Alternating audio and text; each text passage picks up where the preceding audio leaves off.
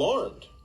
You seek Jesus of Nazareth, who was crucified. He is risen. He is not here. And those three words, they literally change history. Why?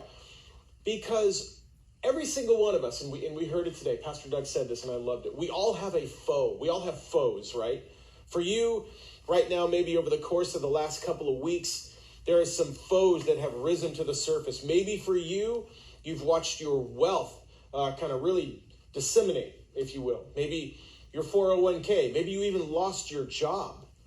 And you go, my wealth has now become a foe. It's risen to the surface, and it's now something that I need to deal with, and I need to figure out.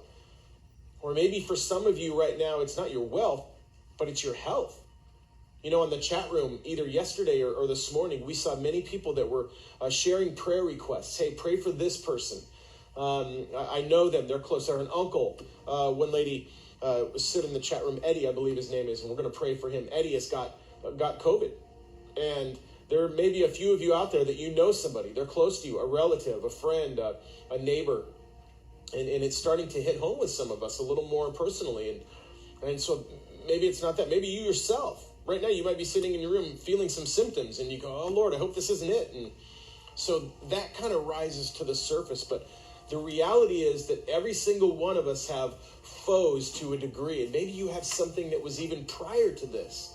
You had a job issue prior, or you have a marriage relationship issue prior to all of this, or a family issue prior to all of this. And now it's kind of accentuated and even coming to the surface a little bit more. And it doesn't go away just because the world is facing a pandemic. And you go, we've all got foes. But listen to this. Our foes may all be different, but all of us have one in common.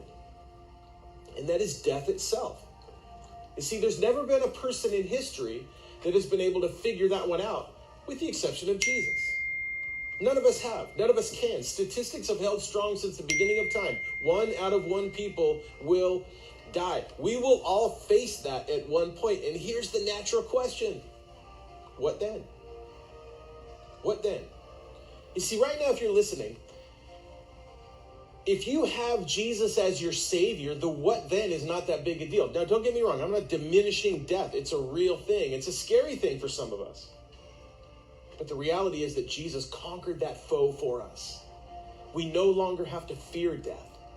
Paul put it this way in 1 Thessalonians, "O death, where is your sting?"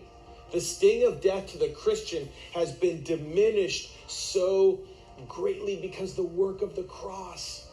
So we can sit here, and those words, I pray, are words that just resonate in your heart and in your spirit for the rest of today, tomorrow, the rest of the week. I hope that you just ponder those. Listen, he isn't here. He has risen. Jesus is not dead. He is alive. And that is why we celebrate Resurrection Sunday. Amen. Because Jesus conquered our greatest foe. Amen. Because he loves you. Loves you, Joe. So listen, I pray that just a